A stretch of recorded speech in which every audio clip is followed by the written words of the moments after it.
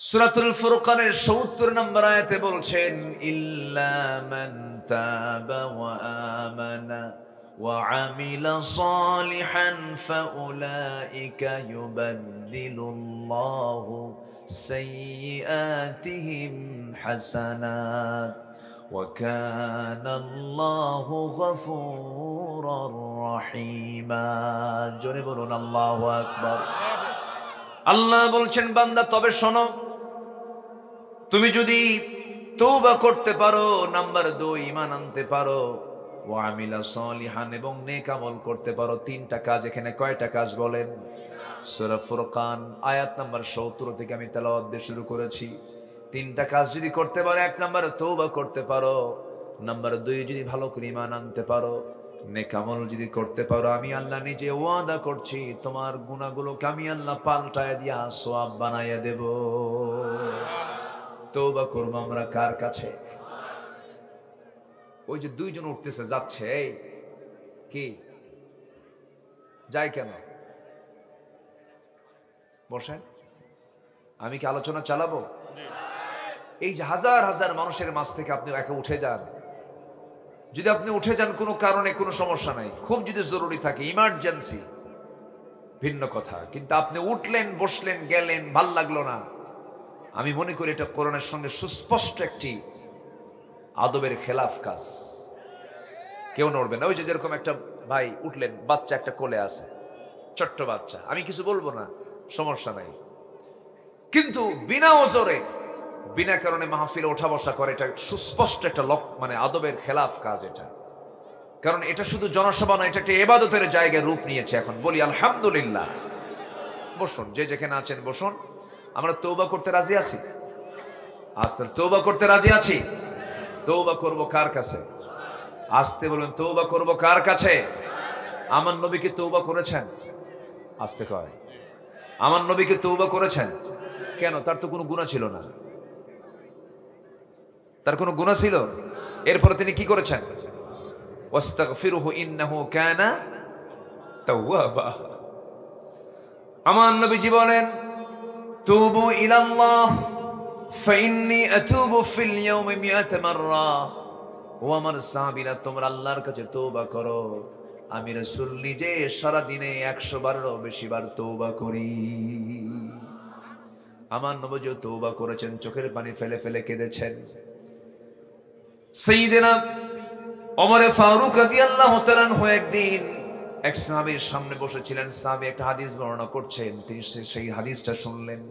লা ইয়াদখুলুল জান্নাতা, ওই বান্দা জান্নাতে প্রবেশ করবে না যার মধ্যে মিসকাল হাববাতিন মিন কিবার, যে বান্দার মধ্যে যাররা পরিমাণ, অণু পরিমাণ যার মধ্যে অহংকার থাকবে, সে ব্যক্তি জান্নাতের গন্ধ পাবে না। আউযু বিল্লাহি মিনাশ শাইতানির রাজীম। বিসমিল্লাহির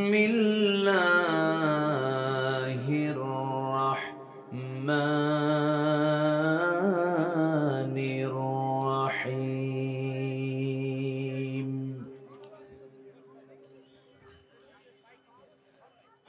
ইল্লা মান তাবা ওয়া আমানা ওয়া আমিলা সালিহান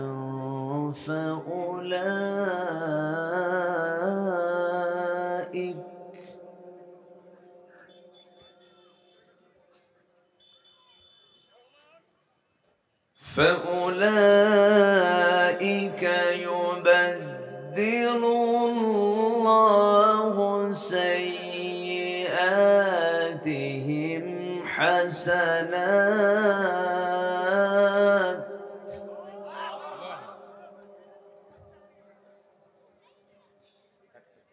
وكان الله غفورا رحيما.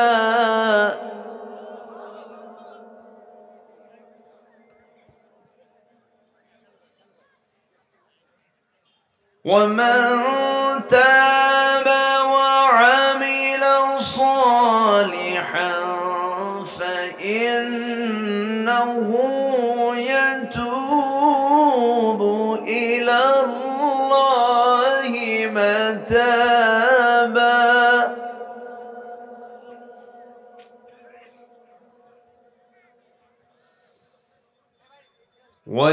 والذين لا يشهدون الزور وإذا مروا باللغو مروا كراما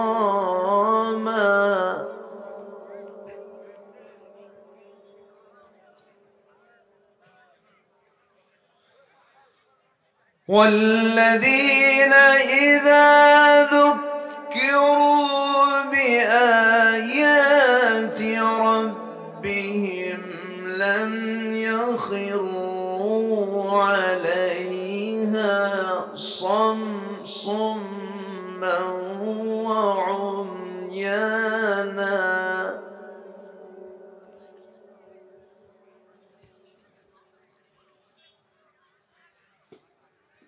والذين يقولون ربنا هب لنا من أزواجنا وذرياتنا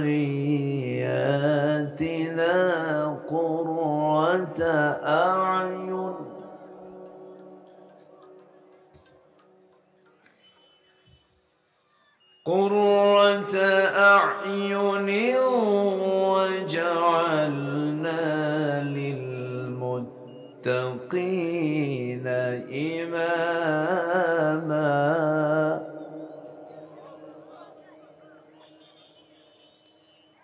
الله أكبر بسم الله الرحمن الرحيم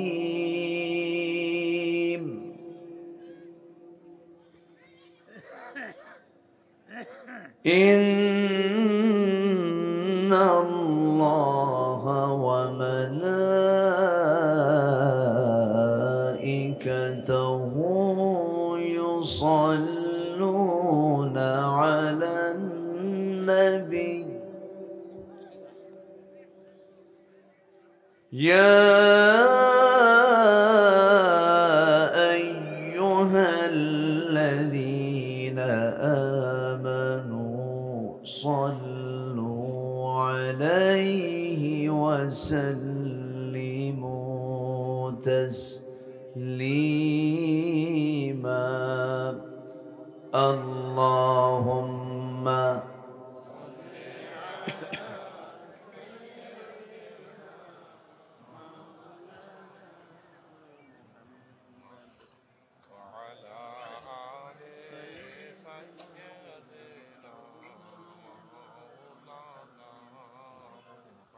একটু আওয়াজ দিয়ে নবীর প্রেমে মাতোয়ারা হয়ে জবান খুলে জোরালো কণ্ঠে সবাই বলুন আল্লাহুম্মা সাল্লি আলা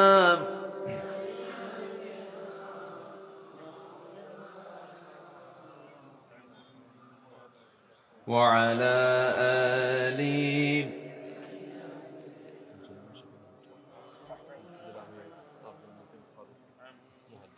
সবাই বলুন বালাগাল উলা বিকামালিহি কাশাফাত তুজা বিজামালিহি হাসনাত জামিউ খিসালিহি সাল্লু সূরাত ইউসুফ বিদারি حكمة لقمان ما قارئ قرآن باري يهدي ليس دمان ما بلغ العلا بكماله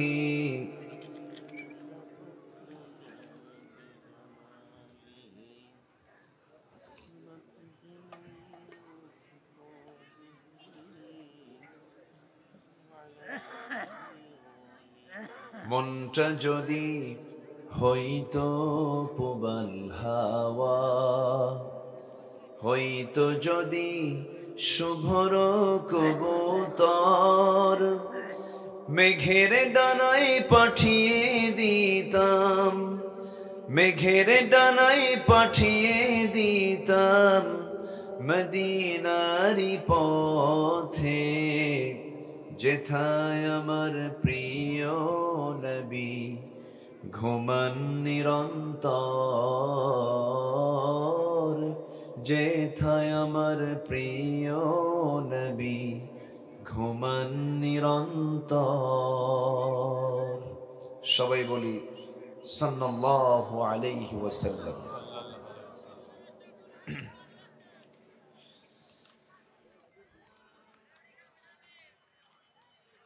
রংপুর অঞ্চলের কুড়িগ্রাম জেলার উলিপুর উপজেলার মৌজা মালতীবাড়ি মোল্লাপাড়া যুব সমাজ মাহফিল ইন্তেজামি কমিটি কর্তৃক আয়োজিত আজকের এই দিনের বেলা অনুষ্ঠিত ঐতিহ্যবাহী তাফসীরুল কোরআন মাহফিল 2024 মহৎ আয়োজনের সম্মানিত সুযোগ্য সভাপতি, শিক্ষাবিদ, অধ্যক্ষ ডক্টর মাওলানা মিনহাজুল ইসলাম, আজকের মাহফিলের সম্মানিত বরেণ্য আলোচক, আমার পূর্বে কথা বলেছেন নন্দিত আলেমে দ্বীন বাংলাদেশ মজলিসুল মুফাসসিরিন কুড়িগ্রাম জেলা শাখার সম্মানিত সভাপতি মাওলানা সিরাজুল ইসলাম ফারুকী, প্রধান অতিথি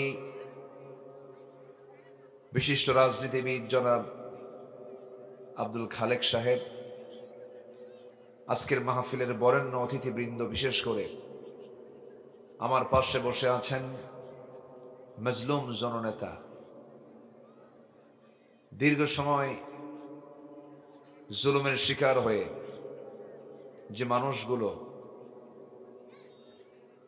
অত্যাচারিত হয়ে অত্যাচারের জাতাকলে পিষ্ট হয়ে এখনো টিকে আছেন মজবুত হয়ে, অধ্যাপক মাওলানা মশিউর রহমান হাফিজাহুল্লাহ, আজকের মাহফিলের বরেণ্য অতিথিবৃন্দ, হযরত উলামায়ে কেরাম, ফদলায়ে ইজাম, সামনে উপস্থিত, দূরে কাছের বিভিন্ন স্থান থেকে ছুটে আসা কালেমার ঝান্ডাবাহী, তাওহীদের পতাকাবাহী, দ্বীন ইসলামের নরসারদুল বীর মুজাহিদ, প্রাণ প্রিয় সম্মানিত দ্বীনি ভাইরা, আড়ালে বসে আছেন শ্রদ্ধেয়া সম্মানিতা মা বোনেরা, আলোচনার সূচনায় আনুষ্ঠানিকতার মধ্য দিয়ে আমার পক্ষ থেকে আবারও দিল খোলা সালাম, আসসালামু আলাইকুম ওয়া রাহমাতুল্লাহি ওয়া বারাকাতুহু। সবাই কেমন আছেন বলুন তো? জি, আমাকে প্রশ্ন করেছেন, এ তো মোহাব্বতের লক্ষণ। তো একটা মনে হয় পূর্ব অনেক পরিচিত একটা লক্ষণ, আমি এটা বুঝতে পারছি। জি, আল্লাহ আপনাকে যে হালে রেখেছেন আমি সে হালেই আছি, আমি আপনার সাথেই আছি, আপনার পাশেই তো আছি। বলি আলহামদুলিল্লাহ। সারাদিন সূর্যের কিরণ দেখা যায়নি, এটা সূর্যের হলদেটে ভাব আমরা দেখতে পাচ্ছি। এত সুন্দর একটা আয়োজনে হাজারো মানুষের মাঝ থেকে বাছাই করে এই যে সহস্র সহস্র মুসলমান আপনারা এসেছেন, যিনি আমাকে আপনাকে এমন জান্নাতের টুকরায় আসার বসার তৌফিক দিলেন, সেই মহান জাল্লা শানুহুর দরবারে আমরা সবাই লাখ কোটি সাজুদ শুকর আদায় করি, মুহাব্বাতান জোড়ালো কণ্ঠে বলে উঠছি আলহামদুলিল্লাহ। আবারও বলছি আলহামদুলিল্লাহ। চিৎকার মেরে বলছি আল্লাহুম্মা ইন্নী আসআলুকা আল হুদা ওয়াত তুকা ওয়াল আফাফা ওয়াল গিনা। সবাই বলি আল্লাহুম্মা আইন্নি আলা যিকরিকা ওয়া শুকরিকা ওয়া হুসনি ইবাদাতিকা। আমরা আল্লাহ তাআলার শুকর আদায় করে নিলাম। আমার অভ্যাস অনুযায়ী আমি তেলাওয়াত দিয়ে আলোচনা শুরু করেছি। তেলাওয়াতকৃত আয়াতগুলো হলো সূরাতুল ফুরকানের শেষ দিকের আমি কয়েকটা আয়াতে কারিম আমি তেলাওয়াত করেছি। এই আয়াতগুলোকে সামনে রেখে কিছু কথা বলতে চাচ্ছি। আমাকে সময় দেওয়া যাবে তো? উঠতে একটু দেরি হয়েছে আমার, আর একটু আগে উঠলে ভালো হতো, কিন্তু আমার আগের যিনি মেহমান ছিলেন তারও তো হক আছে, তারও তো একটা সময় নিয়ে কথা বলতে হয়। তবে আমরা এটা না মনে করি, এটা আমাদের দেশে একটা প্রচলিত ভুল চিন্তা যে 2 ঘন্টা ওয়াজ না হলে ওয়াজ জমে না। এটা অনেকে চিন্তা করেন। এই পৃথিবীতে যত খতিব এসেছেন এবং আসবেন, যত ফেমাস বক্তার কথাই বলেন না কেন, এই পৃথিবীর সেরা বক্তা হচ্ছেন মুহাম্মদুর রাসূলুল্লাহ সাল্লাল্লাহু আলাইহি ওয়াসাল্লাম। তিনি যখন কথা বলেছেন, নাতি দীর্ঘ কথা বলেছেন। তার শ্রেষ্ঠ একটা ভাষণ ছিল হলো ইখতাবু ফি হাজ্জাতিল ফিদা, বিদায় হজের ভাষণ দিয়েছিলেন। এবং যে টাইম তিনি সেদিন নিয়েছিলেন 1.25 লক্ষ সাহাবীর সামনে, 1,25,000 সাহাবী সামনে, 1,25,000। এই দামি সাহাবীর মতো পৃথিবীতে আর কোনোদিন মানুষ আসবে? আসতে বলবেন না আসবে? 1.25 লক্ষ কি খুব কম মনে হচ্ছে? 1,25,000 সাহাবী বিদায় হজের ভাষণ আমার রাসূল দিলেন। সেদিন তিনি কথা বলেছেন, যা বলতে সময় লেগেছে 20 থেকে 25 মিনিট মাত্র, কিন্তু তার ওই বক্তৃতার ভিতরে এমন কোন সাবজেক্ট নাই যা বাদ পড়েছিল। সবই তিনি সংক্ষিপ্ত সময়ের মধ্যে তিনি উপস্থাপন করেছেন। আর আমাদের 3 ঘন্টা ওয়াজ করে, 2 ঘন্টা ওয়াজ করে এবং শুনে বলে ওয়াজ তো শোনাই হলো না, ঠিক কিনা? তাহলে সময় কোনো বিষয় নয়, আলোচনা কি বিষয় হলো এটা হচ্ছে বিষয়। এই জন্য আমরা আলোচনা যখন শুনতে আসব অথবা আলোচনা যখন বলতে যাব, সবার আগে থাকতে হবে আমলের নিয়ত, নিয়তের বিশুদ্ধতা, ইখলাস। এই জিনিসটা সবার আগে থাকা চাই, কারণ সকল কিছুই তার নিয়তের উপরে নির্ভরশীল। বুখারীর প্রথম হাদিস আমাদের সবার জানা আছে, একটু বলুন তো সবাই। ইন্নামাল, দেখছেন কত বড় মুহাদ্দিস সবাই আমরা, এই হাদিসটা কিন্তু সবাই জানে। দেখেন কি আওয়াজ, বলেন তো ইন্নামাল। হ্যাঁ, কি সুন্দর করে বললেন আপনারা, আমি খুবই আনন্দিত হয়েছি। আবার বুখারী শরীফের শেষ হাদিসটা কি বলেন তো? কালিমাতানি হাবিবাতান খাফিফাতান ফিল লিসান সাকিলাতান ফিল মিজান সুবহানাল্লাহি ওয়া বিহামদিহি সুবহানাল্লাহিল আযীম। তাহলে আমার বুখারী আজকে শুরুও করলাম, শেষও করলাম। বলি আলহামদুলিল্লাহ। জি, আসুন আমি মূল আলোচনার দিকে চলে যাচ্ছি। আমরা একটা পরিবেশ পেয়েছি। 5 আগস্ট যদি না আসতো, এই জায়গায় এই লোক থাকতে পারতেন না, ঠিক আছে না? বসতে পারতেন না, আমিও আসতে পারতাম না। জি, আসতে পারতাম না আমরা। মাহফিল, আজকে মাহফিলের সাথে এসেছেন আমাদের এই উলিপুরের মাননীয় ওসি মহোদয় জিল্লুর রহমান ভাই, মনে হয় চলে গেছেন। আমার প্রচন্ড ভক্ত উনি ডেট চাচ্ছেন, একটা মাহফিল আমার এলাকায় করে দিতে হবে। আমি আমার একটা মাদ্রাসা উদ্বোধন করতে নিয়েছি গত মাসখানেক আগে। আমি ডিআইজি মহোদয়, একটা ডিভিশনাল ডিআইজি, এসপির উপরের যে র্যাঙ্ক, একটা ডিভিশনাল ডিআইজি উনি, ওনাকে বললাম ভাই একটু আমার মাদ্রাসায় আসতে হবে। বললেন হুজুরদের দাওয়াত পাওয়া তো খুব মুশকিল ব্যাপার, হুজুর দাওয়াত খায়, এই দাওয়াতকে আর মিস করা যায় না। একজন উচ্চপদস্থ কর্মকর্তা আমার নিজস্ব মাদ্রাসার প্রোগ্রামে তিনি এসেছিলেন। এই পরিবেশগুলো আমরা পেয়েছি 5 আগস্টের পর থেকে। আমাদেরকে বসতে দেওয়া হয়নি, চলতে দেওয়া হয়নি, পারিবারিক নির্যাতন করা হয়েছে, শারীরিক নির্যাতন করা হয়েছে, সামাজিকভাবে মান সম্মান হেয় করা হয়েছে, অনেক নিরপরাধ মানুষের উপরে মিথ্যা মামলা চাপিয়ে দিয়ে মানসিকভাবে টর্চার করে অনেকে দুনিয়া থেকে বিদায়ও নিয়েছেন। সম্মানিত ভাইয়েরা, একটা পরিবেশ আমরা ফিরে পেয়েছি, এটাকে আমরা বিশাল কিছু মনে করে সামনে আমাদের যে এখনো অনেকগুলো কাজ পড়ে আছে, মনজিলে মকসুদে আমাকে আপনাকে পৌঁছতে হবে। যতক্ষণ না পর্যন্ত এই জমিন আল্লাহর দিন কায়েম না হবে, আমাদের বসে থাকার ফুরসত নেওয়ার কোনো সুযোগ। এই জমিনটা কার? আসতে বলবেন না কার? ওই আকাশটা কার? এই যে আলোকিত প্রদীপ্ত সূর্যটা কার? আমি কার? আল্লাহ পাক আমাকে দুনিয়াতে পাঠিয়েছেন এমনি এমনি করে, না একটা লক্ষ্য আছে? আসতে বলবেন না লক্ষ্য আছে না নাই? সেই লক্ষ্যটা কি?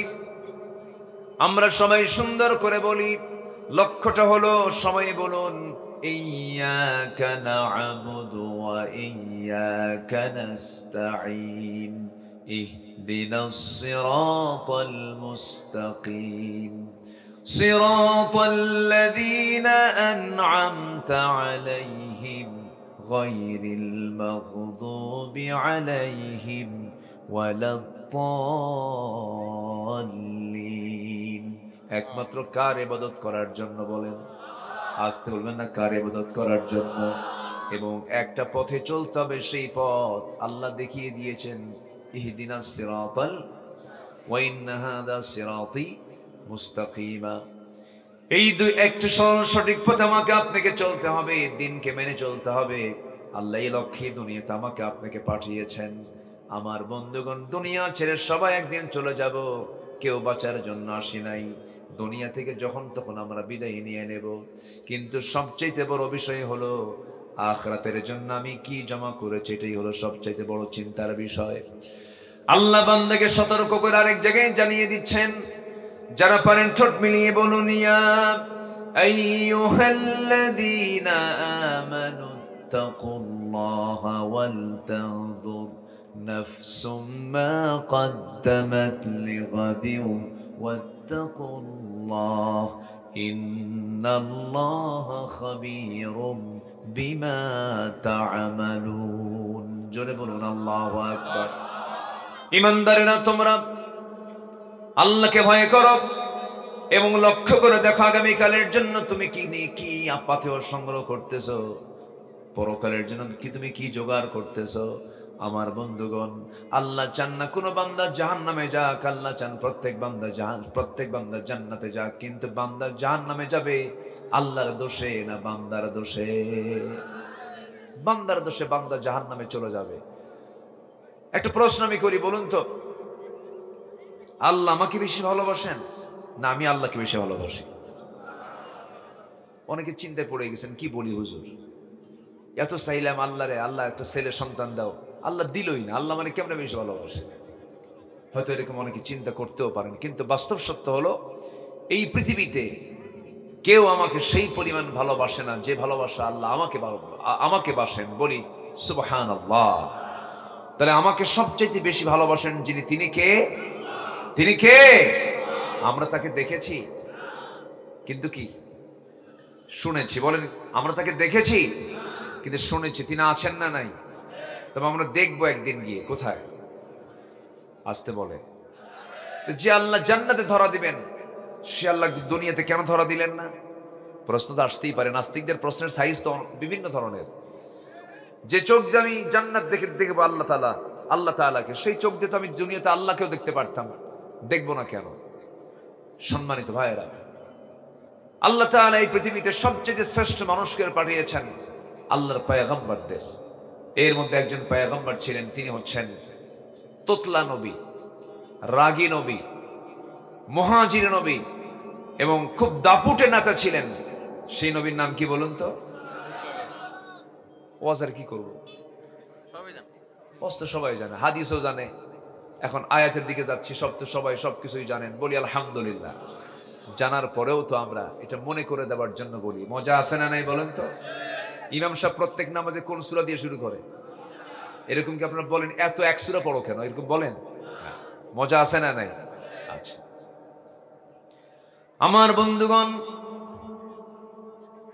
আমার ভাইয়েরা একটু কান লাগাবেন, মনোযোগ দিয়ে শুনবেন। সেই নবী যে নবী আল্লাহকে এই চর্মচক্ষু দিয়ে দেখার চেষ্টা করেছিলেন কিন্তু পারেন নাই, তুর পাহাড় পর্যন্ত গিয়েছিলেন। তুর পাহাড়ে গিয়ে তিনি মুসকে মুসকে হাসি মেরে বলছে, আল্লাহ তুমি ভাবছো আমি এই জায়গায় পর্যন্ত আসবো না, আমিও কম নই, আমি আসছি, আমি তোমাকে দেখতে চাই। আল্লাহ বলেন লান তারানি, তুমি আমাকে দেখতে পারবে না, না আমি তোমাকে দেখবই। শেষ পর্যন্ত পারলেন না।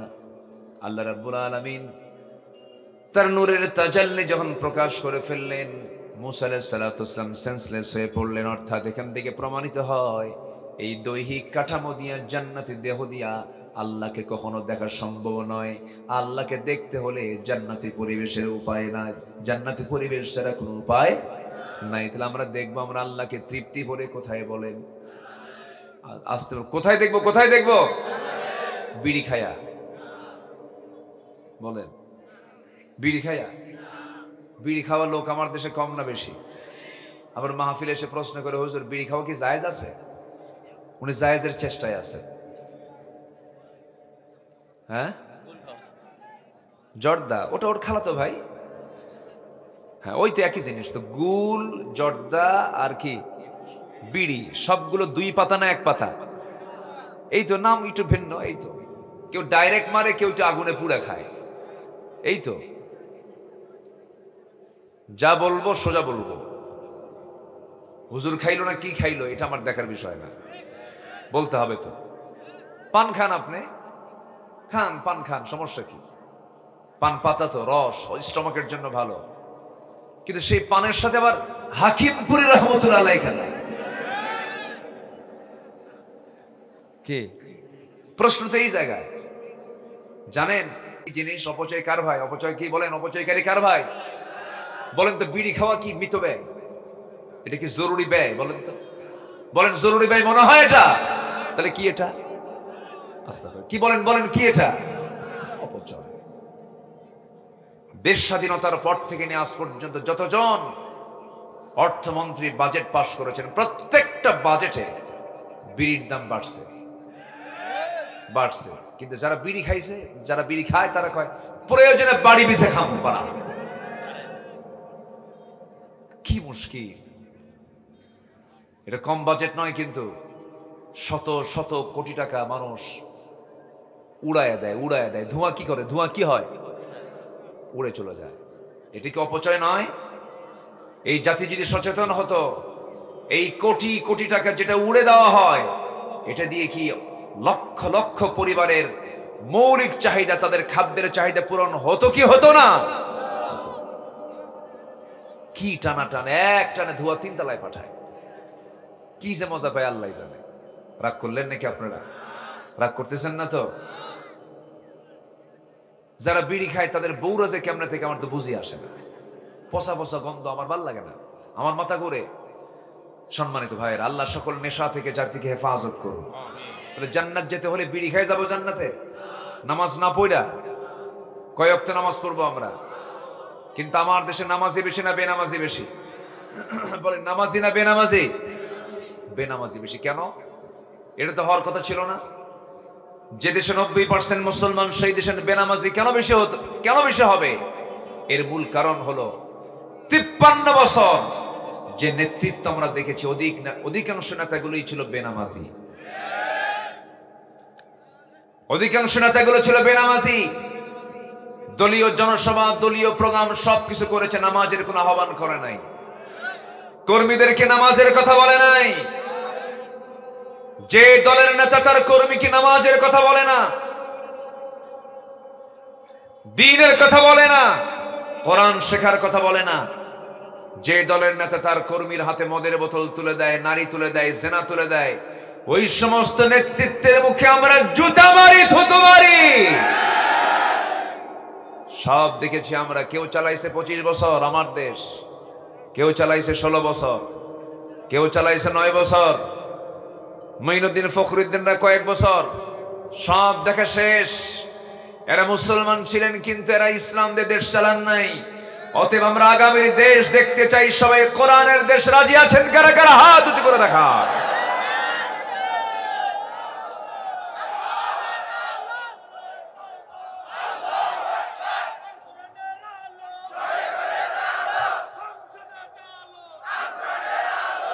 আল্লাহ কবুল করুন, জোরে বলি আমিন। কোরআন যে চায় না সে মুসলমানই না। আসতে কোন কেন? এরকম আব্দুর রহমান নামে লোক আমার দেশে আছে না নাই? আব্দুর রহিম নামে লোক আছে না নাই? আব্দুল গাফফার নামে লোক আছে না নাই? আব্দুল সাত্তার নামে লোক কোরআন চায় না, কোরআনের বিধান চায় না, আছে না নাই? ও শুধু নামই আব্দুল সাত্তার, কিন্তু ও আব্দুল শয়তান। আল্লাহর গোলাম হলে সে এমনটা করতে পারতো না। আমরা কোনো কথা শুনবো না। আমরা যে লোকে আপনার কাছে আসবে ম্যানিফেস্টো নিয়ে, ভাই আমি এসেছি অন্ন, বস্ত্র, শিক্ষা, বাসস্থান, চিকিৎসার গ্যারান্টি দেওয়ার জন্য, এই যে আমার তন্ত্র, বলবেন তোর তন্ত্র যেটাই হোক, তুই কি কোরআন চাস? হ্যাঁ চাই। ওয়েলকাম। চাস না, তাড়াতাড়ি ভাগ এখান থেকে, ঠিক কিনা? সোজা কথা বলে দিব। দেখলাম তো বহু, কারো বাপের দেশ, কারো স্বামীর দেশ, মাঝখান দিয়ে আমরা শেষ। আমরা কোরআন চাই। আমরা কি চাই? কোরআন চাই। কি মন খারাপ করতেছেন নাকি? কারো কোনো মন খারাপ নাই তো? এই 16 বছর অনেক আলেমের গায়ে মামলা তো দূরের কথা, একটা গায়ে আচর পর্যন্ত লাগে নাই। এরকম আলেম আছে না? আছে না নাই? একটা মামলা খায় নাই তারা, গায়ে একটা আচরও লাগে নাই। পান খাইছে, 16 বছর পার করেছে, একটা মামলা তাদের কাঁধে লাগে নাই। কিন্তু যখন পট চেঞ্জ হয়ে গেছে, চোরের মায়ের বড় বড় গলায় কথা বলে। আছে না নাই? ঠিক আছে তো, আর নাম বলার দরকার নাই তো, বুঝে নেন। এই কথা বলেন কেন? সাইড টক করবেন না, এমনি একটা কথা বলবেন না। সম্মানিত ভাইয়েরা, বাইতুল মুকাররম একটা গুরুত্বপূর্ণ জায়গা, ঠিক কিনা বলেন? বাইতুল মুকাররমের ইমাম, পট চেঞ্জ হয়ে গেছে, বাইতুল মুকাররমের ইমাম সব নাই। নিখোঁজ সংবাদ, খতিব হারিয়ে গিয়েছে। 2 সপ্তাহ খবর নাই। 2 সপ্তাহ পর মসজিদে আসছেন, নামাজ পড়াবেন। জনগণ জুতা মারল। কি মারল? জুতা মারার পর আর পারে নাই। বিকেলবেলা সাংবাদিক সম্মেলন করে কয়, আল্লাহর মেহেরবানিতে আমি হেফাজতে আছি, একটা জুতার বাড়ি আমার গায়ে লাগে না। কি কথা কি বুঝতেছেন আপনার? কথা কি বোঝা যায়? সম্মানিত বন্ধুগণ, জিল্লতি আসতে শুরু হলে থামবে না, ঠিক কিনা? থামবে না। এই জন্য জালিমদের কখনো পক্ষ অবলম্বন করা যাবে না। যেদিকে বৃষ্টি সেই দিকে ছাতা নেওয়া যাবে না। আমাকে অনেকে বলে, হুজুর হক দল কোনটা? আমি বলি, মাছ তো ঠিকই ছিল, কোনটা পচার কোনটা টাটকা। দুনিয়ার সব তরি তরকারি বাজার করতে পারো, সব কিছু করতে পারো, তুমি টাটকা হক দল তুমি চিনো না। না, ও শুধু প্রশ্ন করে শোনে, হুজুর কোন গ্রুপের? বুঝলেন? ও ঠিকই কি ইসলামী দল করে না, কিন্তু ও আরেকটা দল করে, কিন্তু প্রশ্ন করে, হুজুর আপনি কোন গ্রুপ? অর্থাৎ কোন দলটা শ্রেষ্ঠ দল আপনার কাছে মনে হয়? কোনটা হক দল? সাধারণ মানুষ না জানলেও বাতিল কিন্তু ঠিকই হককে চিনতে পারে। তো সবচেয়ে বেশি চিনে কারা? বাতিলরা। চিনছিল 5 আগস্টের 5-6 দিন আগে। এদেশে কত ইসলামী দল, একটা দল নিষিদ্ধ হয়নি। হয়েছে? নিষিদ্ধ হয়েছে না। এবং এদেশে কোন নন ইসলামী দলও নিষিদ্ধ হয়নি। শুধু একটা দলকে তারা নিষিদ্ধ করতে চেয়েছিল। তারা ভেবেছিল আমরা এটাকে নিষিদ্ধ করতে পারলে সফল হয়ে যাব, কিন্তু ওরা ভাবে নাই ইসলাম কারো বাবার নয়, ইসলাম হচ্ছে আল্লাহ। ইসলামকে নিষিদ্ধ করতে গিয়ে ওরা নিষিদ্ধ হয়ে গেছে। অঙ্ক বুঝে নেন। অঙ্ক একেবারে ভেঙ্গে দিতে হয় না, অঙ্ক বুঝে নিতে হয়। ক্লিয়ার? আসতে বলে ক্লিয়ার। এতগুলো জীবন দিল আল্লামা সাইদির মতো মানুষকে, তারা কেমনে দুনিয়া থেকে বিদায় করে দিল। ইচ্ছা করলে উনি বলতে পারতেন, আমি দল ছেড়ে দিলাম, আমার ছেড়ে দাও। ছেড়ে দাও হতো। ওনাকে প্রস্তাব দেওয়া হয়েছিল, আপনি দল ছেড়ে দেন, আপনি রাজকীয় পরিবেশে থাকবেন, আপনাকে মুক্ত করে দেওয়া হবে। তিনি বলেছেন, সারেন্ডার করব আরশ আজিম আল্লাহ তাআলার কাছে। আরশ আজিমের অধিপতি কার কাছে? আল্লাহর কাছে। দুনিয়া থেকে বিদায় নিয়েছেন, বাতিলদের সামনে তিনি মাথা নত করেন না। কিন্তু মাথা নত করার মতো বহু লোক আমার দেশে আছে না নাই? আছে। এগুলো বুঝে নিতে হবে। আমার দিকে তাকান। আল্লাহ তাআলা বলছেন, বান্দা আমি তোমার গুনাহগুলোকে সওয়াব দিয়ে পরিবর্তন করে দেব। এত বিশাল একটা অফার, সুবহানাল্লাহ। এত আস্তে বললেন। আল্লাহ কি বলতেছেন? তুমি যা গুনাহ করেছো সমস্ত গুনাহ আমি আল্লাহ সাইয়্যাতকে হাসানাত দিয়ে সওয়াব দিয়ে পাল্টায় দেব। কিছু কাজ করে আসো, সেই কাজগুলোকে আমরা শিখে যাব। আসতে বলে শিখে যাব। জোরে বলি ইনশাআল্লাহ। আমার কাছে কুড়িগ্রামটা খুব ভালো লাগে, কিন্তু আসতে পারি না। একটা পকেট জেলা তো শেষ মাথা, রাস্তা ফুরায় না। এই যে আবার ফারুকি ভাই কখন থেকে ফোন দেওয়া শুরু করছে। ইনিও আমার ভাই, ওনার শ্বশুরও আমার ভাই, বুঝলে? ইন্নামাল মুমিনুনা ইখওয়া। যখন ওনার শ্বশুরকে যখন ডাক দিই, ভাই কেমন আছেন? ভালো। এদিকে কই, ভাই কেমন আছেন? ভালো। খুব ভালো, সুন্দর কথা বলছিলেন। অনেক লম্বা দূরের পথ, কিন্তু এই এলাকায় ঢুকলে মনে হয় এই এলাকার মানুষগুলো কত সুন্দর সাদামাঠা মানুষ, অল্পতেই তৃপ্তি। বলি আলহামদুলিল্লাহ। কোনো হাই খাই নাই, কোনো টেনশন নাই, খুব সুন্দর নিরিবিলি পরিচ্ছন্ন জীবন। আল্লাহ কবুল করুন। জোরে বলি আমিন। দুই একটা আবু জেহেল তো থাকবেই, এটা না থাকলে কি আর খেলা জমে? ওই যে কইছে, কয়ে গেছে একজন খেলা হবে, ও যে কই যে থাকলো আল্লাহ জানে। তৃতীয় আসমান না চতুর্থ আসমান না আন্ডারগ্রাউন্ডে কই যে গেছে আল্লাহ জানে। রাগ করতেছেন আপনারা? রাগ করতেছেন? আমাদেরকে কথা বলতে দেওয়া হয়নি তো, আমরা তো কিছুই বলি নাই। সম্মানিত ভাইয়েরা, 2018 সালে আমাকে ধরা হলো, কোনো কারণ নাই। ধইরা থানায় নিয়ে ওসি সাহেব বলে, হুজুর আমি আপনার খুব ভক্ত, ওয়াজ শুনি, কান্দি, উপায় নাই, চাকরি বাঁচান ফরজ, ধরে আনছি। জেলে যান, নির্বাচন পরই বের হয়ে আসবেন। তো বললাম, আপনি কেন আমাকে ধরলেন? কি হুজুর চাকরি থাকবে না আমার? চাকরি বাঁচান তো ফরজ আমার। আমি বললাম, ইমান বাঁচান নফল। ইমান বাঁচান নফল নাকি? ইমান বাঁচানো ফরজ। ঢুকলাম জেলখানায়। এক মুরব্বী আমারে দেখে লম্বা একখান সালাম দিয়ে বলে, হুজুর আপনি জেলখানায় ঢুকছেন? খুব খুশি হয়েছি। তো বললাম, খুশি হলেন কেন? বলতেছে, খুশি হব না, আপনার ওয়াজ শুনতে যাই, কত দূরে বসে থাকি, মন এত চায় কাছে যাব, মুসাফা করব, কোলাকুলি করব, পারি না। আপনি এত কাছে ধরা পড়ছেন, এর থেকে আনন্দের দিন থাকতে পারে নাকি? থাকে না কেন? দেন তাও কয় ঠিক। এরপরে বললাম, চাচা আপনার বয়স 85 বছর, এই 85 বছর বয়সে আপনি কেন জেলখানা নাতিপতি থুইয়া কেন এখানে কেন? বলে যে আমারে মামলা দিছে, কি আমি নাকি বোমা হামলা করছি, বোমা হামলা। বলতেছে, বলো তো বাবাজি, এই বুড়া বয়সে আমার এই ভাঙ্গা হাত নিয়া আমি যদি বোমা মারতে যাই, বোমা কি জায়গা মতো পড়বে না আমার মাথার উপরে পড়বে? এইরকম করে নিরপরাধ মানুষদের উপরে যে অত্যাচারগুলো চালানো হয়েছে, তার ফলাফল হলো আজকের এই ফলাফল। আজকের ফলাফল একটাই, তাদের রোগ ছিল ক্ষমতা ছাড়া যাবে না। তাদের রোগ কয়টা ছিল বলেন? কি ছাড়া যাবে না? কিন্তু ক্ষমতার মালিক কে? ক্ষমতার মালিক কে? ফেরনের রোগ ছিল কয়টা? ফেরনের রোগ ছিল কয়টা? কি ছাড়া যাবে না? ক্ষমতা ছাড়া। তাহলে মিল আছে না নাই? ফেরন পৃথিবীতে বেঁচে ছিল 1600 বছর, এরা ছিল 16 বছর। দেখেন সংখ্যার মিল আছে না নাই? সংখ্যারও মিল আছে। মানে ছোট ভাই বড় ভাই, যাই বোন ভাই, ওই তো সব। একটু কইছে আপনি, উনি আবার লোকমা দিয়ে ঠিক করে দিল, যাক সমস্যা নাই।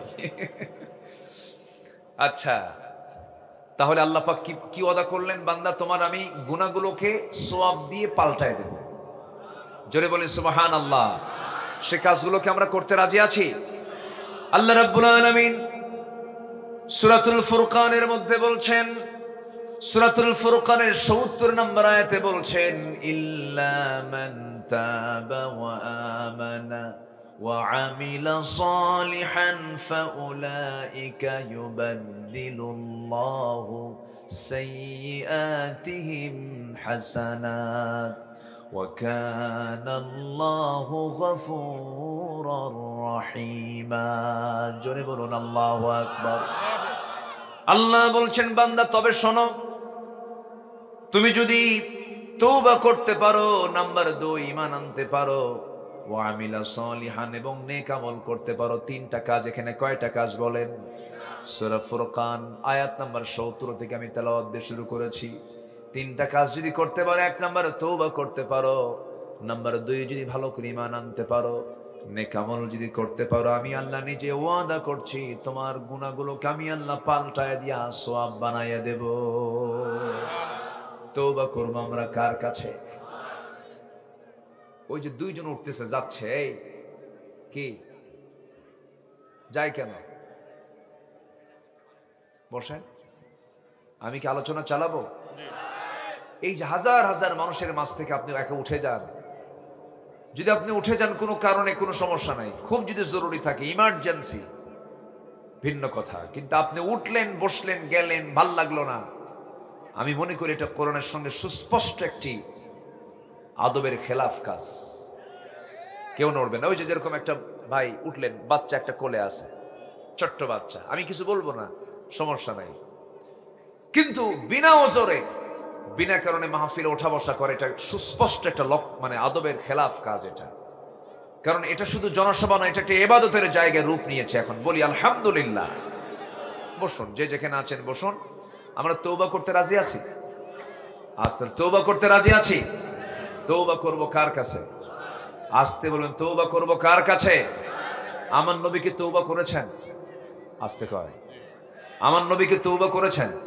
কেন? তার তো কোনো গুনাহ ছিল না। তার কোনো গুনাহ ছিল? এরপরে তিনি কি করেছেন? ওয়াস্তাগফিরুহু ইন্নাহু কানা তাওয়াবা। আমার নবীজি বলেন, তুবু ইলাল্লাহ ফাইন্নী আতুবু ফিল ইয়াউমি মিআতা মাররা। ও আমার সাহাবীরা, তোমরা আল্লাহর কাছে তওবা করো, আমি রাসূল নিজে সারা দিনে 100 বারেরও বেশি বার তওবা করি। আমার নবীজি তওবা করেছেন, চোখের পানি ফেলে ফেলে কেঁদেছেন। সাইয়েদনা ওমর ফারুক রাদিয়াল্লাহু তাআলা আনহু একদিন এক সাহাবীর সামনে বসেছিলেন। সাহাবী একটা হাদিস বর্ণনা করছেন, তিনি সেই হাদিসটা শুনলেন। লা ইয়াদখুলুল জান্নাতা, ওই বান্দা জান্নাতে প্রবেশ করবে না যার মধ্যে মিসকাল হাববাতিন মিন কিবার, যে বান্দার মধ্যে যাররা পরিমাণ, অণু পরিমাণ যার মধ্যে অহংকার থাকবে, সে ব্যক্তি জান্নাতের গন্ধ পাবে না, জান্নাতে প্রবেশ করতে পারবে না। এই হাদিস শোনা মাত্রই তিনি ছোট্ট বাচ্চার মতো তিনি হাওমাও করে কান্নাকাটি শুরু করে দিলেন। বলা হলো, ওমর কান্নাকাটি কেন করো, কি হয়েছে? তিনি সবাইকে বলে ফেললেন, শোনো, অর্ধ দুনিয়ার শাসনকর্তা আমি, মাঝে মাঝে আমি যে শাসনকর্তা, মাঝে মাঝে আমার কাছে কেমন যেন লাগে। আমি এত বড় একজন লিডার, আমি এত বড় একজন খলিফা, আমি এই জন্য ডুকরে ডুকরে কান্দি। আমার মনে হয় মাঝে মাঝে আমার মধ্যে অহংকার ঢুকে পড়ে, আমি মনে হয় জাহান্নামী হয়ে যাচ্ছি। চোখের পানি ফেলে ফেলে কাঁদতেছেন, শিশুর মতো ডুকরে ডুকরে কেঁদে আকাশের দিকে তাকায় দোয়া করতেছেন, আল্লাহ তাআলা শোনো, তোমার এই দুনিয়ায় যত বান্দা আছে, প্রত্যেকটা বান্দাকে তুমি যদি জান্নাতের ঘোষণা দিয়ে, যদি যে কোনো একটা বান্দাকে যদি জাহান্নামের ঘোষণা দিয়ে দাও, আমার কাছে মনে হচ্ছে এই মুহূর্তে আল্লাহ সব জান্নাতে চলে যাবে। জাহান্নামের তালিকায় তুমি একজন বান্দাকে যে রেখে দিয়েছো, সেই বান্দার নাম ওমর ছাড়া মনে হয় পৃথিবী তার দ্বিতীয় কেউ হবে না। কি পেরেশান তারা ছিলেন।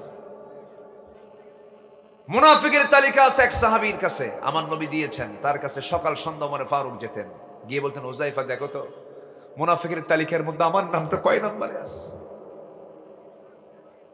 কি দুনিয়া নিয়ে তারা, আখিরাতকে নিয়ে তারা পেরেশান ছিলেন, দুনিয়াকে তারা তুচ্ছ করেছেন। সাইয়েদনা আবু বকর সিদ্দিক রাদিয়াল্লাহু আনহুর নাম সবাই তো শুনেছেন। সবাই কয় নাম্বার খলিফা বলুন? আসতে বলবেন না, কয় নাম্বার খলিফা? 1 নাম্বার খলিফা তিনি ছিলেন। আমার বন্ধুগণ, যখন তার খেলাফত আমল চলছিল, তিনি মাঝে মাঝে ঘর থেকে বের হয়ে জনগণকে দেখার জন্য যেতেন। এক রাতে তিনি বের হয়েছেন, খালি পায়ে হেঁটে বের হয়েছেন, খালি পায়ে হাঁটতেছেন। সাইয়েদনা ওমর ফারুকের সামনে তিনি ধরা পড়ে গেছেন। তিনি বললেন, আমিরুল মুমিনিন, এই পাথরের রাস্তায় আপনি খালি পায়ে হাঁটতেছেন কেন? আপনার পা তো পাথরের আঘাতে ক্ষত বিক্ষত হয়ে রক্তাক্ত হয়ে যাবেন আপনি। আপনি জুতা কেন পড়ছেন না এত গভীর রাত্রিতে? আপনি কেন খালি পায়ে চলতেছেন? এই জনপদী সাইয়েদনা আবু বকর বলছেন, ওমর, আল্লাহর নামের কসম করে বলি, আমার পায়ে যদি কোনো খরম জুতা পায়ে দিয়ে হাঁটি, এই খরম জুতার আঘাতে আর ওই সাইডে পাথরের আঘাতে যে আওয়াজ হবে, সেই আওয়াজটা যদি বেশি বড় হয়ে যায়, এই গভীর রাত্রে কোনো আল্লাহর বান্দার কানে যদি এই জুতা হাঁটার আওয়াজ যদি কানে চলে যায়, যদি তার ঘুম নষ্ট হয়ে যায়, কিয়ামতের দিন ওই নাগরিকের ঘুম কেন নষ্ট হলো, তার জন্য আমাকে আসামির কাঠগড়ায় দাঁড়িয়ে তার জবাব দিতে হবে। আল্লাহু আকবার বলবেন না? আর এখনকার আতিপাতি নেতা একটু শোডাউন করে, সামনে 50 পিছনে 50 হোন্ডা মোটর সাইকেল নিয়ে স্লোগান দিয়ে দিয়ে আসতেছে। এমন শিক্ষা ইসলাম শিখায় নাই, ঠিক কিনা? ওমর রাষ্ট্রীয় সফরে বের হয়েছেন মদিনা থেকে, কয়টা উট নিয়ে? একটা উট নিয়ে বের হয়েছেন। বের হয়ে সাথে একজন সফর সঙ্গে নিয়েছেন, সেই ভৃত্য রওনা করেছেন। মাঝখানে গিয়ে বলতেছে, এই ভৃত্য এইদিকে আসো, তুমি আমার উটের পিঠে চড়ো, আমি উটের লাগাম ধরি। লজ্জায় ভেঙে পড়েছেন তিনি। এটা কি বলেন আমিরুল মুমিনিন? আপনি লাগাম ধরবেন, আমি ভৃত্য, আমি উটের পিঠে চড়বো? অসম্ভব ব্যাপার। এক ধমক মারলেন, ধমক মেরে বললেন, এই আমি ওমর আর তুমি, তোমার চোখ দুইটা আমার চোখ দুইটা, তোমার কান দুইটা আমার কান দুইটা, তুমি আল্লাহর গোলাম, আমি আল্লাহর গোলাম। কিয়ামতের দিন আমার ব্যাপারে জিজ্ঞাসা করা হবে তোমাকে, তোমার ব্যাপারে জিজ্ঞাসা করা হবে আমাকে। সাম্যতা শিখতে হবে। ভৃত্য, আমি তোমাকে এক নাগাড়ে এতক্ষণ ধরে আমি তোমাকে লাগাম ধরতে দেব না। যা হবে কষ্ট, দুজনের সমান কষ্ট হবে, ভাগাভাগি করে আমরা চলে যাব। আল্লাহু আকবার বলবেন না? জোরে বলি আল্লাহু আকবার। প্যালেস্টাইন সফরের ঘটনা এটা। চলে গেছেন জায়গা মতো গিয়ে যখন পৌঁছে গেছেন, রিসিপশনে যখন পৌঁছে গেছেন, সেই সময় একটা কাম উল্টা হয়ে গেছে। উটের পিঠে যে বসে আছে ওটাই হলো গোলাম, আর লাগাম যে ধরে আছে সেটা হলো ওমর। এখন সব মানে সৌজন্যতা দেখানোর জন্য, সদর সম্ভাষণ জানার জন্য ওমর আসতেছেন, সব নিয়ে চলে গেছে হলো উটের পিঠে যে বসে আছে। ও বললে, তা আমি তো না, আমি তো ওমর না। কে? কই যে লাগাম ধরে আছে ওটা ওমর। একটু জোরে বলেন সুবহানাল্লাহ। একটু জোরে বলেন না ভাই সুবহানাল্লাহ। আল্লাহর যারা বান্দা তারা কি অহংকারী হয় না বিনয়ী হয়? অহংকারী হয় না বিনয়ী হয়? ক্ষমতার দম্ভ আছে না নাই? ক্ষমতার অহংকার আছে না নাই? টাকার অহংকার আছে না নাই? চেহারার অহংকার আছে না নাই? যেই অহংকারী হবে সে কোথায় যাবে? জাহান্নামে। আর বিনয়ী বান্দারা কোথায় যাবে? জান্নাতে।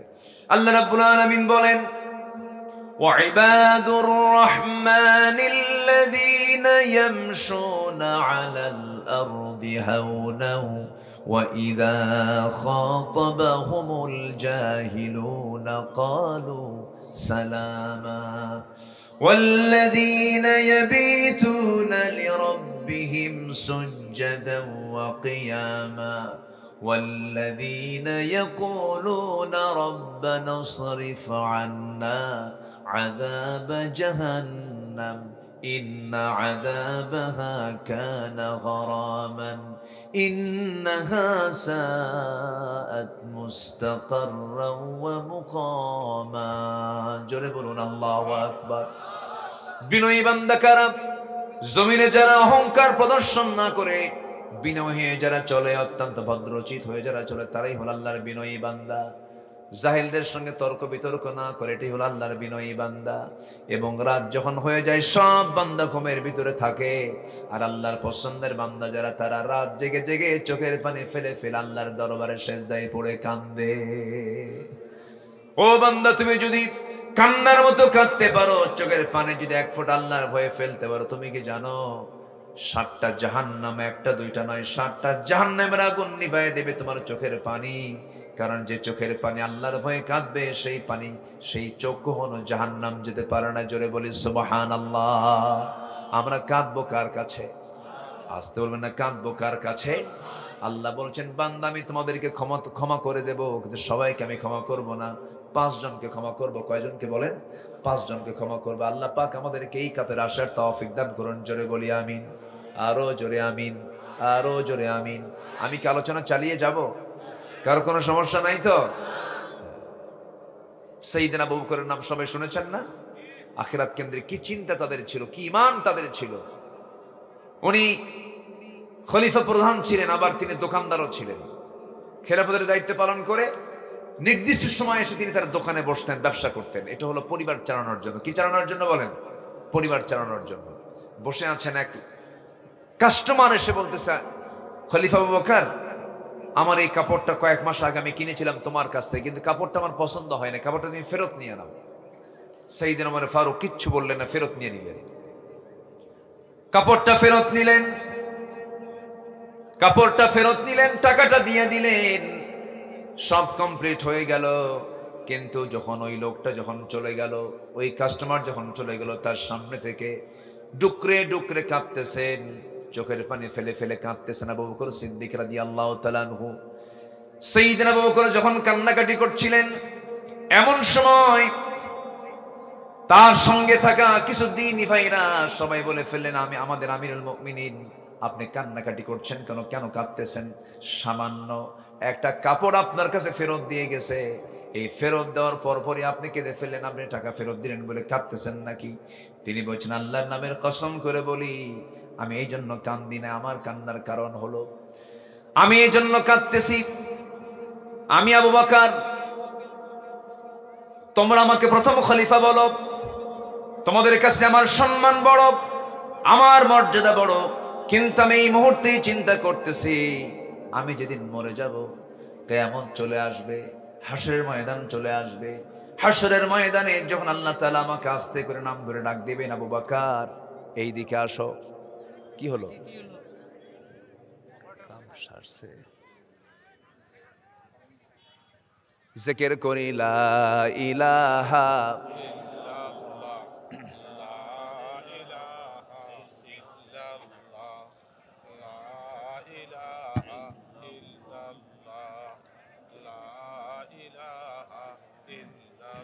আরো জোরে লা ইলাহা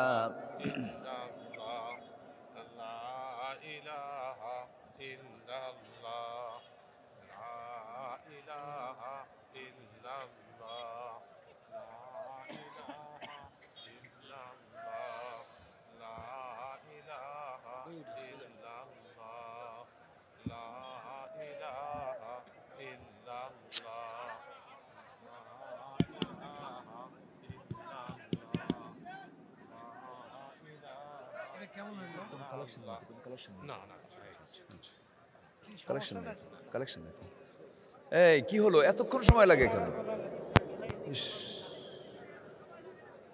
সুন্দর প্রোগ্রামটাকে নষ্ট করে ফেললো এরা।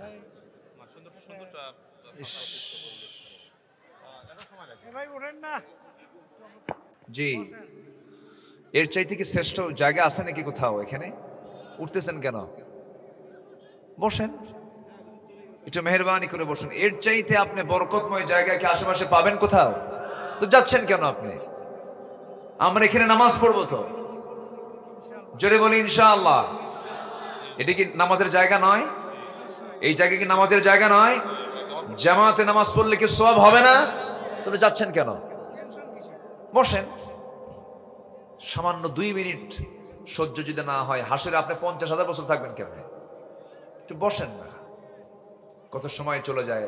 রাত 3টার দিকে গত 3 বছর আগে আমাকে এক লোক ফোন দিয়ে বলে, হুজুর আমি আপনার খুব ভক্ত আলোচনা, আমি 3টায় উঠছি হুজুর, তাহাজ্জুদ পড়ছি হুজুর, 3:30টায় খেলা আছে বিশ্বকাপ, আমার দল আর্জেন্টিনা যেন জিতে। রাত কয়টার দিকে? 3:30টা। এত সময় যদি এদিক সেদিক ব্যয় করতে পারি, হাটে ঘাটে মাঠে চা চক্রে, তো এই জায়গায় বসলে তো সওয়াব হবে রে ভাই। একটু বসেন। আলহামদুলিল্লাহ। কোন খলিফার কথা বলছিলাম বলেন তো? আবু বকর, ওমর, আল্লাহু আকবার। তিনি হাসরের ময়দানে গিয়ে কি জবাব দিবেন এই চিন্তায় বলছেন, শোনো, আমি কান্নার কারণ কি জানো? এই কাপড়গুলো ফেরত দিয়ে গেছে, এই জন্য আমি কান্দি না। আমি কান্না করছি আল্লাহ রাব্বুল আলামিন যখন আমাকে হাসরের ময়দানে সবার মধ্য থেকে আমাকে একা ডাক দিয়ে বলবেন, আবু বকর এইদিকে আসো। আমার কাড়ালে নিয়ে যদি আমার আল্লাহ বলেন, আবু বকর এই যে তোমার নামাজ, এই যে তোমার জিহাদ, এই যে তোমার দান, এই যে তোমার সাদকা, এই যে তোমার রোজা, এই যে তোমার যাকাত, একটা ইবাদত, একটা কাজ আমার পছন্দ হয় নাই, আবু বকর আমি তোমাকে সব তোমার হাতে ফেরত দিয়ে দিলাম। আল্লাহ যদি আমার সঙ্গে এমনটা আচরণ করে ফেলেন, আল্লাহ যদি আমার হাতের সমস্ত আমলনামাগুলো ফেরত দিয়ে দেন, আমি আবু বকর সেই দিন কোথায় যাব? এই জন্য আমি কাঁদি। কি পেরেশানি তাদের মধ্যে কাজ করেছে। খেলাফতের দায়িত্ব পালন করতেছেন প্রথম খলিফা, তার ঘরের সঙ্গে একটা ঘর লাগানো ছিল। সেই প্রতিবেশীর মূল মুরব্বী দুনিয়াতে বেঁচে নাই, বুড়ি একজন মহিলা ওই বাড়িতে ছিলেন, তার ছেলেও নাই মেয়েও নাই। ওই বুড়ি মহিলা চোখে ভালো করে দেখেন না, কিচ্ছু রান্না বান্নাও করতে পারেন না, তারা কাছাকাছি কেউ নাই। প্রত্যেকটা দিন, প্রত্যেকটা রাত্রিবেলা ফজর নামাজের একটু আগ দিয়ে আবু বকর সিদ্দিক তার ঘরের মধ্যে ঢুকতেন। ঘরের মধ্যে ঢুকে কাপড় চোপড় ধুয়ে দিতেন, তার প্রয়োজনীয় কাজ কারবার গুলো সম্পাদন করে দিতেন। এবং সাইয়েদনা আবু বকর সিদ্দিক রাদিয়াল্লাহু তাআলা আনহু ফজরের আগ দিয়ে তার সকল কাজগুলো সম্পূর্ণ করে দিয়া মসজিদে নববী থেকে তিনি নামাজের দায়িত্ব পালন করেছেন। আমার বন্ধুগণ, ওই মহিলার খেদমত করার জন্য কোন এক রাতের আধারে ওমর ফারুক চলে আসলেন, দরজায় নক করলেন। মহিলা ভিতর থেকে বলছে, কে খেদমতের জন্য এসেছো? কিছুক্ষণ আগে তো একজন যুবক আমার খেদমত করে গেছে। সাইয়েদনা ওমর ফারুকের মনে মনে চিন্তা হলো, এই আমার এই এলাকার ভিতরে, আমার বন্ধুগণ, ওমর ফারুক চিন্তা করছেন এই এলাকার ভিতরে কোন বান্দা এমন খেদমত করতে পারে, আমাকে খুঁজে বের করতে হবে। খোঁজার জন্য তিনি তদন্ত কমিটি করলেন, কাউকে বললেন না, তিনি একাই চলে আসলেন। এই মহিলার খেদমতটা কে করে? 3 দিন 4 দিন ওই বুড়ির মহিলার ঘরের পাশে গিয়ে বসে থাকেন, আর কে আসে ধরতে পারেন না। তৃতীয়তম দিনে তিনি ধরে ফেলেছেন, চট করে কে যেন ঢুকতেছে, চট করে হাত ধরে বসলেন, ধরে দেখেন কেউ নন, তিনি হচ্ছেন প্রথম খলিফা আবু বকর। ধরে খেতে ফেললেন, বললেন, ইয়া আমিরাল মুমিনিন, সব কাজকে আপনি একাই করবেন নাকি? আমাদের কি করার সুযোগ দিবেন না? সঙ্গে সঙ্গে সাইয়েদনা আবু বকর বলছেন, ওমর, আমার খেদমত আমাকে করতে দাও, আমার প্রতিবেশীর হক আমাকে আদায় করতে দাও, কারণ কিয়ামতের দিন তোমার আমলনামা আমার পিঠে আসবে না, আমার আমলনামা তোমার পিঠে যাবে না।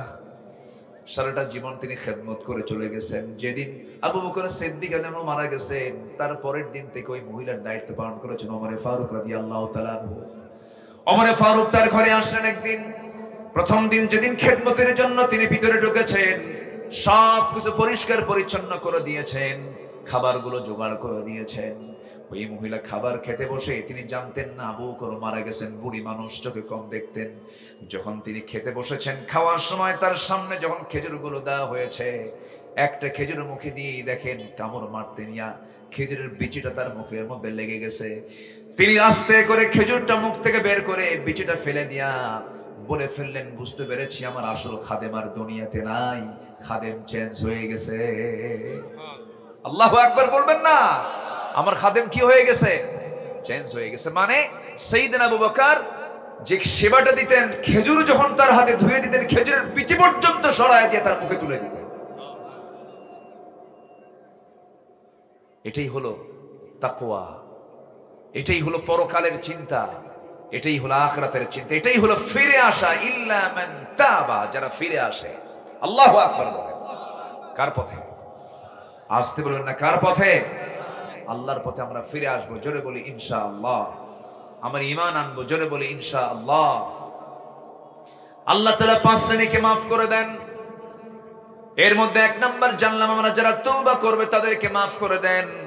নাম্বার 2 হলো অজ্ঞতাবশত যদি কোনো মন্দ কাজের পর নিজেকে যদি কোনো বান্দা সংশোধন করে নেয়, আল্লাহ রাব্বুল আলামিন তাকে maaf করে দেন। মহান রাব্বুল আলামিন বলেন, ثم إن ربك للذين عملوا السوء بجهالة ثم تابوا من بعد ذلك وأصلحوا إن ربك من بعدها لغفور رحيم। জোরে বলুন আল্লাহু আকবার। সূরাতুন নাহল 119 নম্বর আয়াতে আল্লাহ রাব্বুল আলামিন বলছেন, বিজাহালাতিন, অজ্ঞতাবশত যদি কোনো ভুল করে ফেলো, আমার কাছে maaf চেয়ে নাও বান্দা, আমি আল্লাহ তোমাকে সব গুনাহগুলো maaf করে দেব। কার কথা? আসতে বলবেন না, কার কথা? তওবা করলে maaf করে দেন তিনি কে? আসতে বলবেন না, কে? আমার বন্ধুগণ, একটা ঘটনার কথা মনে পড়ে গেল। আমার নবীজি তাবুক অভিযানের ডাক দিয়েছেন। কি অভিযানের বলেন? তাবুক অভিযান। তাবুক অভিযান ছিল সবচেয়ে বড় অভিযান। রোমানদের বিরুদ্ধে যুদ্ধ করার জন্য মদিনা থেকে রাসূল রওনা দিয়েছেন। 30,000 সাহাবী নিয়ে। কত হাজার বলেন? একটু জোরে বলেন ভাই, কয় হাজার? সময় তো অল্প, কি করি, শেষ করে দেব? আর একটু চালাই, আর একটু চালাই। 30,000 সাহাবী নিয়ে রওনা করেছেন এবং বললেন কেউ বাদ থাকবে না, এই অভিযানে সবাইকে যেতে হবে। সব নিয়ে চলে গেলেন। যুদ্ধ লাগলো না, কারণ এর আগের রেকর্ড হলো রোমানদের বিরুদ্ধে মুসলিম মুজাহিদরা ছিলেন হলো 3,000, আর ওদের সৈন্য সংখ্যা ছিল হলো 1,00,000। মুসলমানদের বিজয় হয়েছিল। কিন্তু এবার মুসলমানদের সৈন্য সংখ্যাই হলো 30,000। বলেন তাহলে আগের রেকর্ডের হিসাব কি করবে কি করবে না? বলেন। যুদ্ধ হলো না, যুদ্ধ লাগলো না। আমার নবীজি শুধু অভিযান শেষ করে মদিনার দিকে ফিরে আসতেছিলেন। চলে আসলেন, ফিরে ঘরেও ঢুকলেন। চলতেছে সময়গুলো ভালোই, কিন্তু 3 জন সাহাবী সূরা তওবার মধ্যে আসছে। সূরা তওবার মধ্যে আসছে। কি একটু বলবো একটু বলার শোনার দরকার আছে না নাই বলেন তো? 3 জন সাহাবী, এনারা যুদ্ধে যেতে পারেন না, অভিযানে যান নাই তারা। এর মধ্যে সবচেয়ে যিনি লম্বা হাদিসটা বর্ণনা করেছেন, কাব বিন মালিক রাদিয়াল্লাহু তাআলা আনহু, তিনি মনে মনে চিন্তা করলেন কেমনে কি করি, আমি তো ইচ্ছে করেই যাই না, আমি তো গাফলতি করে যাই না, আমি তো অবহেলা করে যাই নাই, আমার তো এটা ভুল হয়েছে, আমার তো মাফ চাওয়া দরকার।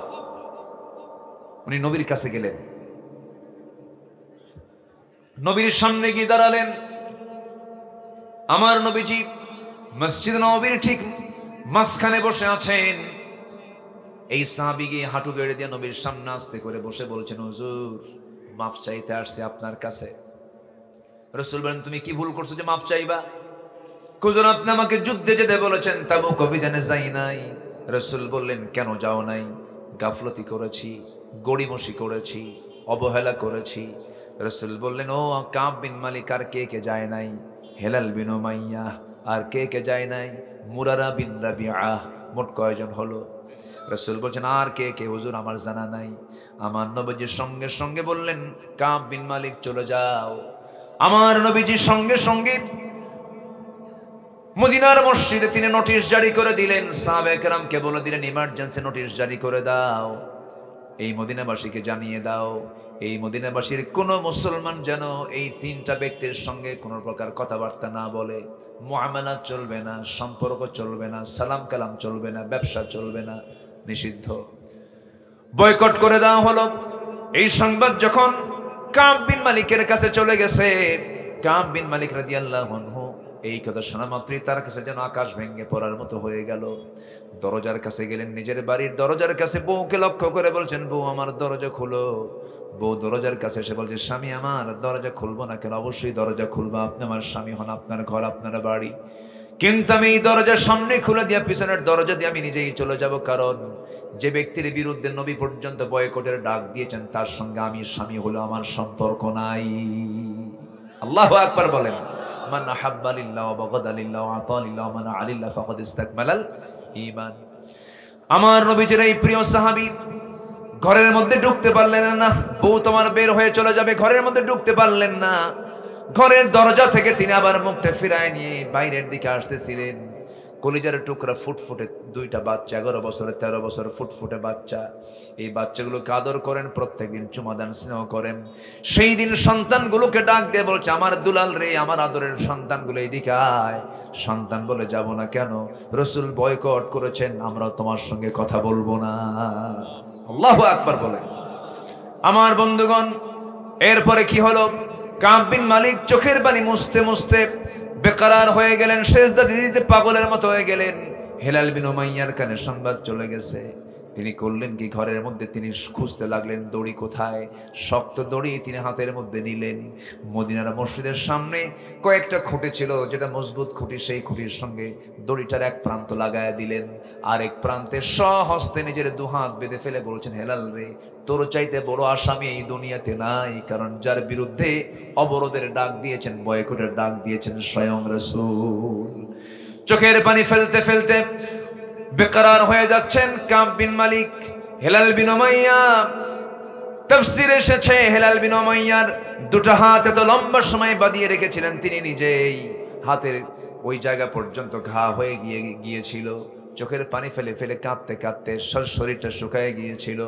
প্রায় দীর্ঘদিন যখন চলে গেল, ওইদিকে মুরারা বিন রাবিয়ার কানে সংবাদ চলে গেছে, পাহাড়ি এলাকায় চলে গেছেন।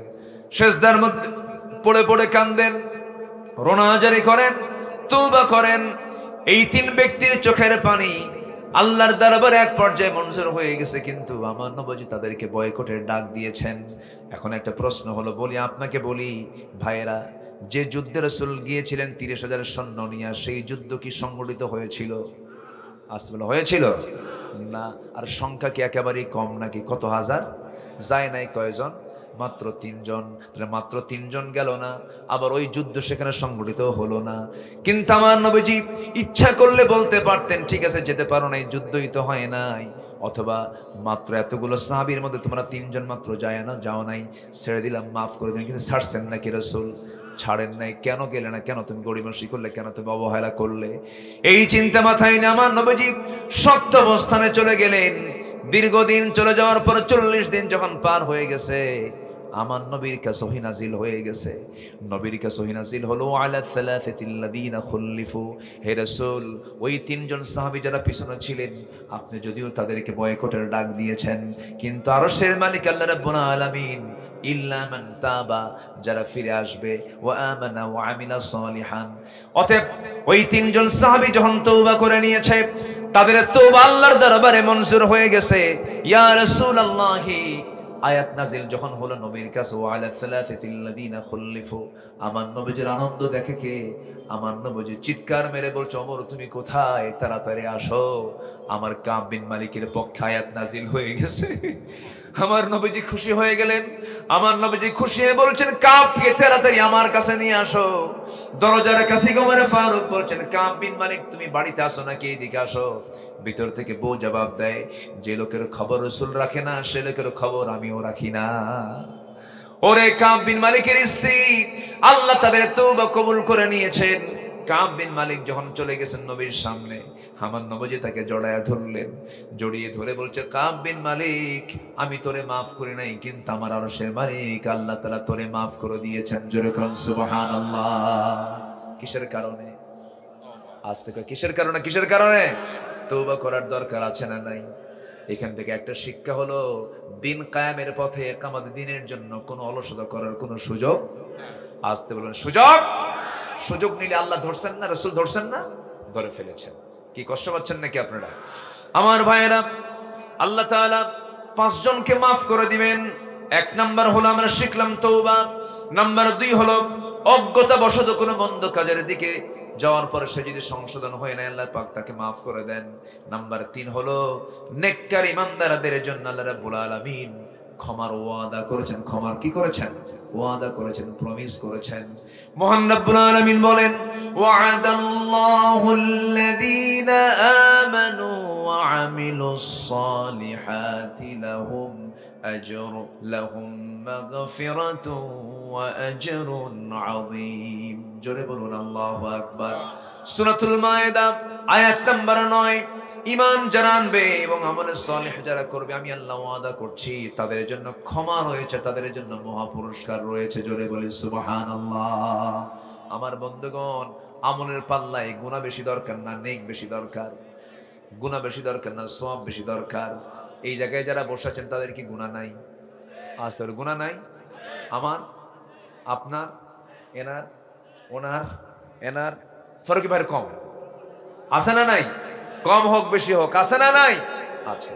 ফেরেশতার আজ থেকে ফেরেশতার নাই, কারণ ফেরেশতার গুনাহ করবে, গুনাহ করার যোগ্যতাই নাই।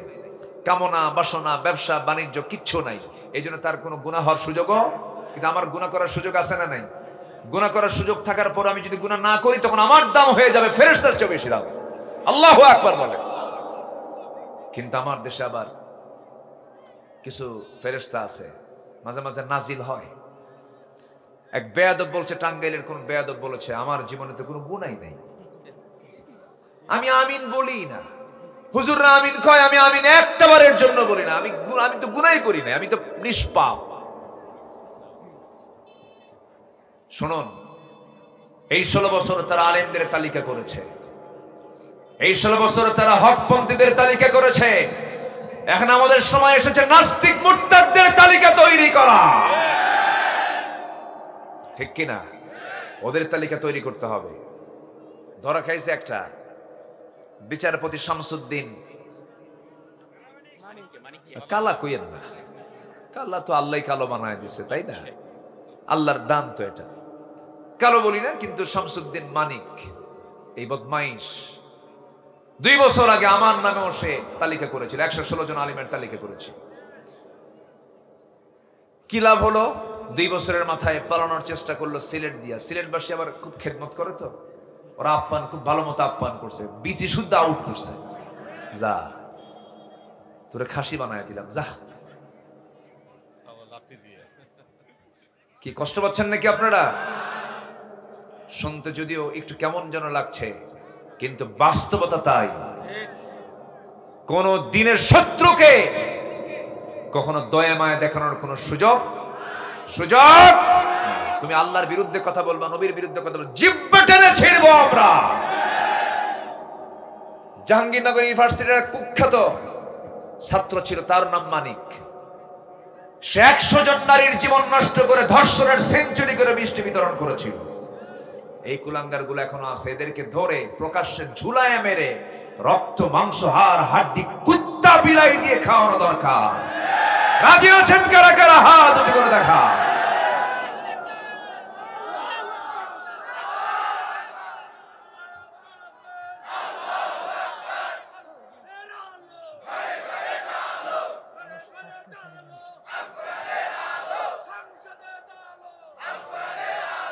জোরে বলি আমিন। সম্মানিত ভাইরা, নাম্বার 4, আল্লাহ কয়জনকে মাফ করেন? বলুন কয়জনকে? 3 জন বলেছে, আর 2টা বলি আমি শেষ করে দেব।